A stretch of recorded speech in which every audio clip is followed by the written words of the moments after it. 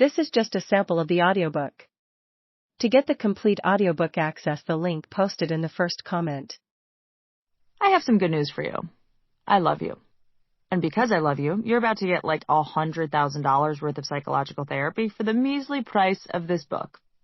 I'm not proud of this, but I've spent an embarrassing amount of money I never really had in the first place on mental health professionals, some of which I should probably put in quotes, as in mental health professionals. This is an audiobook, so you don't see me making the little bunny ears, but I'm making them.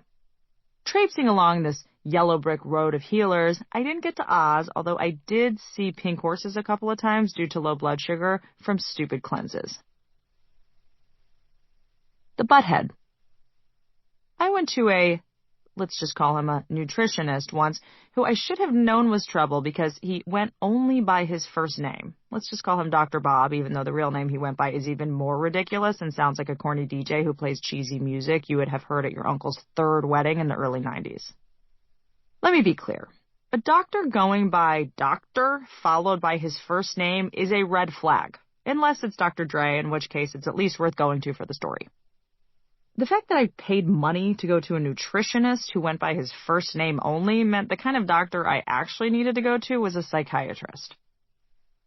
Dr. Bob was the skinniest person I had ever met, and that's saying a lot given how much time I spend around Hollywood actresses.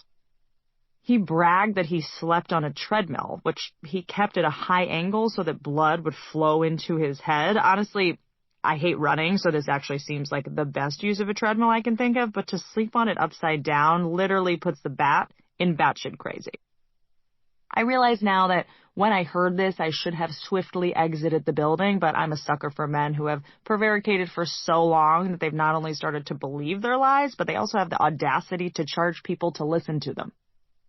Dr. Bob's philosophy was that you should only eat food indigenous to where your ancestors are from, and since I'm a Western European mutt, I wasn't allowed to eat bananas, coconuts, cantaloupe, or basically anything delicious.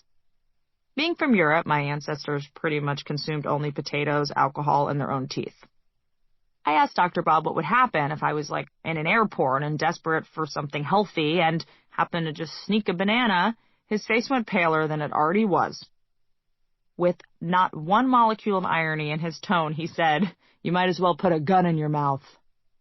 I mean, Dr. Bob's main obsession was colonics, giving them, getting them, showing you pictures of them, telling me about other celebrities who got them. And if you don't know what a colonic is, I'll save you the internet search because, frankly, I'm worried some very disturbing images will come up that will give you eternal nightmares. This is as elegant a description I can give you of a colonic.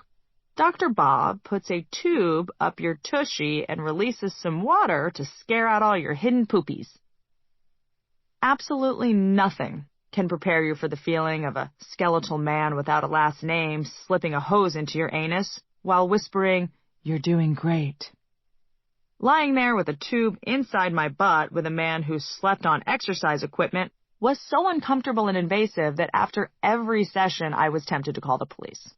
I eventually stopped going to Dr. Bob because I realized that literally all the money I spent on him was being flushed down the toilet. When he wasn't penetrating my reluctant crevice with Tupperware tubes, he did give me some helpful advice that I would like to pass on to you. Don't cook your vegetables to the point of depleting them of all their vitamins. Vegetables should be crunchy, not flaccid, mere suggestions of their former selves. Apparently, if you're not farting, you're not eating your vegetables right. And yes, I realize that even though this advice is great for your body, it is terrible for your personal life. Other honorable mentions include chew your water, drink apple cider vinegar, and you should be bent over when you use the toilet because, as it turns out, toilets were designed by misogynists who want everyone to get colon cancer, so we're all using the bathroom the wrong way. Apparently, when we use the bathroom, we should be in the posture we'd be in if we were hiding from zombies in our basements. Like squatting but crouched over instead of straight up.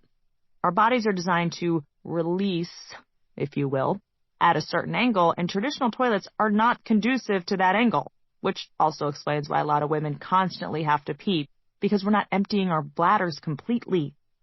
Sometimes we pee because we need an excuse to get out of a boring conversation with a weirdo, but that's a whole other thing that's less about physiology and more about people being annoying.